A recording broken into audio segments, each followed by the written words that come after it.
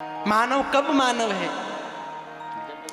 एक बार दैत्य और देवता और मानव तीनों ब्रह्मा जी के पास पहुंच गए और ब्रह्मा जी से कहा कि ब्रह्मा जी बताओ हम क्या करें, हमारे लिए क्या आज्ञा है।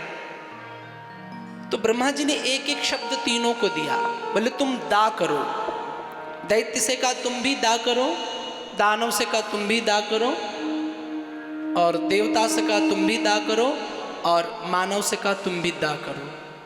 तो एक ही अक्षर तीनों को, दैत्य, देवता और मानव, पर एक ही अक्षर का अर्थ अलग अलग। ध्यान से सुनो, I need your attention my dear, only 5 minute, आगे तो आप खुद सुनने लग जाओगे।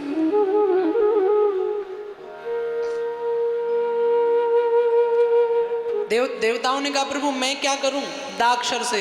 बोले आप अपनी इंद्रियों का दमन करो, क्योंकि आपके इंद्र कभी भी जाकर के किसी के साथ छल करते, आप स्वार्थी होते जा रहे हैं। दैत्य ने कहा मैं क्या करूं? बोले तुम दा से दया करो, तुम्हारे अंदर दया का अभाव है। मानव ने कहा मैं क्या करूं? बोले तुम दा से दान करो। जीवन में जिस दिन दान करना शुरू कर दोगे उस दिन जीवन आपका महान बन जाएगा, क्योंकि शास्त्र कहता है जो हम इस जन्म में देते हैं वही हमें अगली जन्म में रिटर्न होके मिलता है, वही मिलता है। दान करो जीवन में। तो मेरे प्यारे, मैं ये नहीं कहता सब शिवानंद को दे दो, ऐसा महाराज नहीं हूं मैं, मैंने कल भी बताया था। हाँ, ये आपका, मैं भिखारी हूं तो बांके बिहारी का, तुम्हारा नहीं हूं। क्योंकि तुम दान करोगे तो मेरा कल्याण नहीं तुम्हारा होगा, ये नोट कर लेना। प्यारे, जीवन में दान करने की प्रवृत्ति डालो। दान करोगे तो तुम्हारा कल्याण हो जाएगा, दान करोगे तो जीवन निहाल हो जाएगा। दान की स्थिति होनी चाहिए जीवन में। केवल शिवानंद की बैग मत भरो, आपको जहां लगे कि यहां उचित है, कोई गरीब बैठा है उसको दान करने लग जाओ, कोई भिखारी बैठा उसको दे दो। आजकल महाराज मैं देखता हूं लोग दान भी वहां करते हैं जहां दान की जरूरत नहीं है। वो गाड़ी से आए एक बड़े बड़े महाराज और उन्होंने अपनी फॉर्मेलिटी बताई, ऐसे ऐसे करना है। अब बड़ी बड़ी गाड़ियों से आए, अब आदमी लाइन लगा रहे, हाँ 5 लाख महाराज जी को दे दूं। अरे राम राम, वहां तो भंडारे चल रहे हैं कुबेर के। कभी अपने मोहल्ले में झांक के देखो ना, क्या किसी को सहारे की जरूरत? कभी वहां भी दान करो।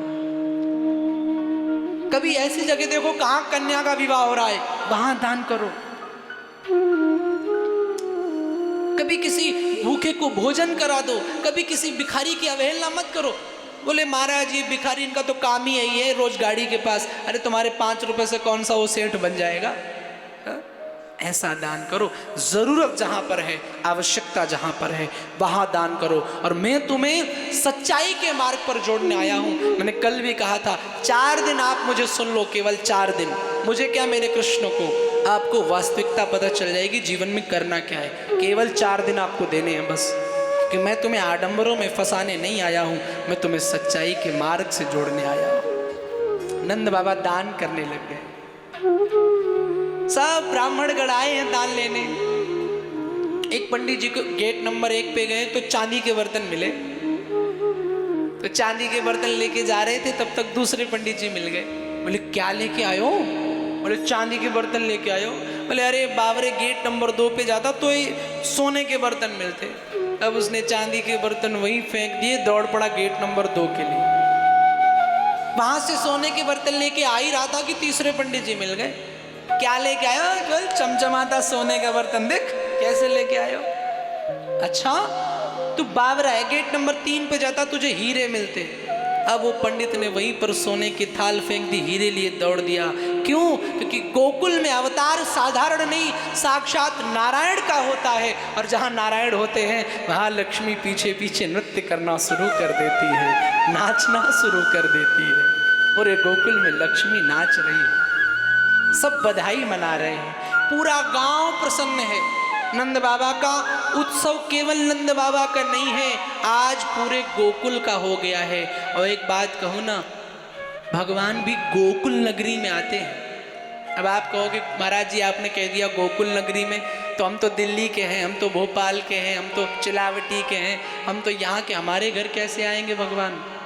तो गोकुल का मतलब ये नहीं, ये नंदगांव वाला गोकुल। गोकुल कौन? जहाँ सज्जनता हो। और सज्जन व्यक्ति की दो ही पहचान है, नोट कर लो। कौन सी पहचान सज्जन व्यक्ति की? पहली, सज्जन व्यक्ति रामचरितमानस में लिखा है कि उसकी दो ही पहचान है। कौन कौन? राम राम तेहि सुमिरन कीन्हा, हृदय रसिक कपि सज्जन जीवा। पहली पहचान, सज्जन व्यक्ति हमेशा भगवत भक्ति की बात करेगा, भगवत चर्चा की बात करेगा। जब हनुमान जी महाराज गए लंका में तो विभीषण ने राम राम जपा, तो हनुमान जी समझ गए ये राम राम जप रहा है, इसका मतलब सज्जन है।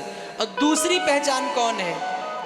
सृजन सुकृति सज्जन सुकृति सिंधु सम होई, देखी पूरी बिदु बाढ़ई जोई। दूसरी और मोस्ट पहचान सज्जन की कौन है? जो दूसरे के सुख में प्रसन्न हो जाए, जो दूसरे का सुख देख करके स्वयं का सुख समझे। जो व्यक्ति पड़ोसी सुखी हो तो खुद को अच्छा समझे, हाँ मेरा पड़ोसी सुखी है। पर आजकल ऐसा नहीं है। आजकल आदमी अपने दुख से नहीं दुखी है, पड़ोसी के सुख से दुखी है। हाँ जी, ये पैसे वाले कैसे हो गए? वो सज्जन नहीं, दुर्जन है। जो दूसरे की खुशियों में शामिल हो वही सज्जन व्यक्ति है। और आज पूरा गोकुल झूम रहा है, आनंद मना रहा है, बधाइयाँ गा रहा है। का हमारे कन्हैया को आनंद भयो है, हमारे लाला को जन्म भयो है। सारी ब्रज गोपी आ जाती, नंद बाबा के द्वारे गीत गाने लग गई, बधाई गीत गाने लगी।